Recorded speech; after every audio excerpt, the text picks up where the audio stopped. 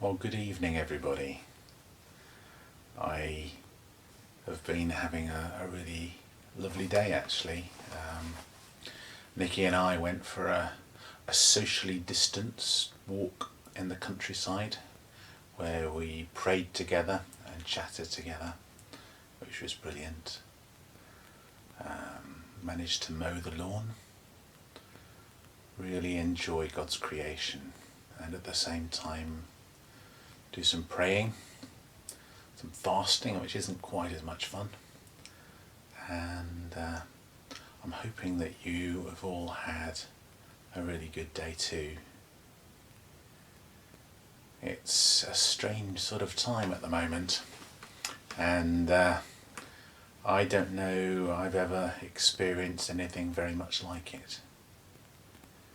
It feels very peaceful, but we know that there's a lot of testing on its way, and we want to be ready for it, to be prepared without fear, and we want to just know that one another are being looked after as very best we can. So I've had a really good week, ringing round lots of people, finding out how they are, having chats with people that I haven't really had proper time to chat with for some time. It's been great, actually. I've really appreciated that. I hope that you've been keeping in touch with one another, and if you find that you've not got people's contact details and you need them, then please do tell me about it. This sort of time focuses the mind on what's really important.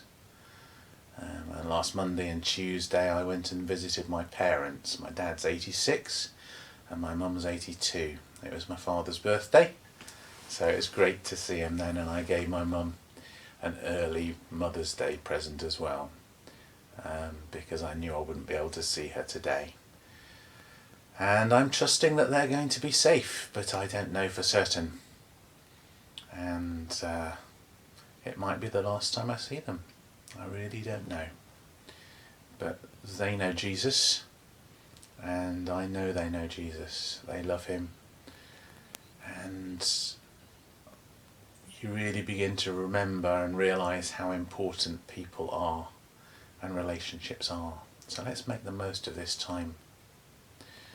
I remember C.S. Lewis, I had to look this one up actually. C.S. Lewis talking about war. And this is what he said about war. What does war do to death?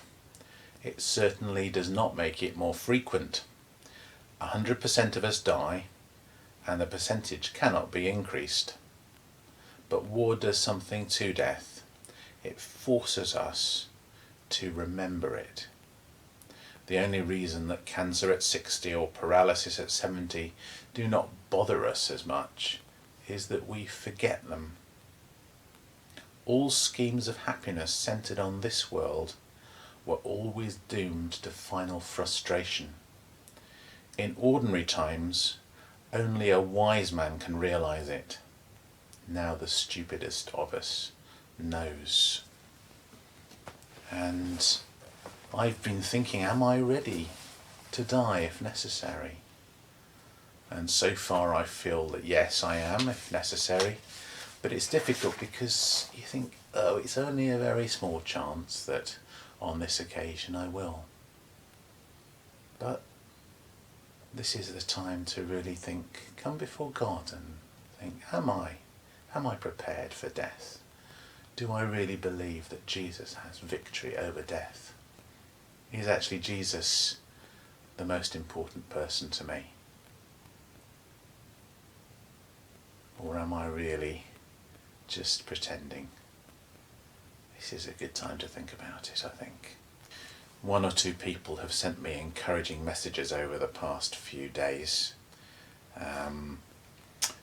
One of them was to encourage us to show wisdom in action so that we don't sit scared at home and do nothing, but actually use our time wisely. All the things that we do